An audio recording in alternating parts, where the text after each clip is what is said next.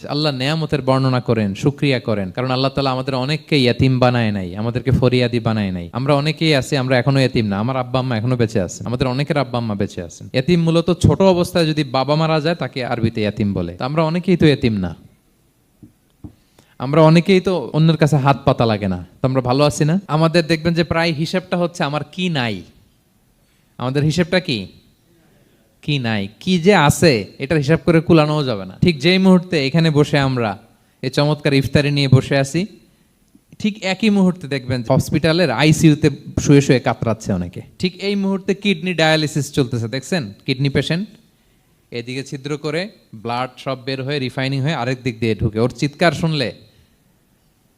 Burn ইউনিটে গেছেন কখনো?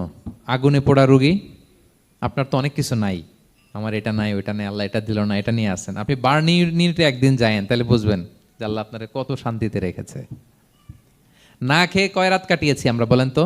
কত লোক বাড়ি ভাড়া পরিশোধ করতে পারে না, ঋণের বোঝায় জর্জরিত, দুরারোগ্য ব্যাধিতে আক্রান্ত, ক্যান্সারের লাস্ট স্টেজে। তাদের সাথে একটু দেখা করেন, ফোর্থ স্টেজে চলে আসছে ক্যান্সার পেশেন্ট। তার চেহারা, তার খাবার, তার চলাফেরা, কিভাবে তার প্রতিটা সেকেন্ড কাটে, একটু দেখে আসবেন, তাইলে বুঝবেন যে কত আল্লাহর দেয়া নেয়ামতের সাগরে হাবুডুবু খাই আমরা।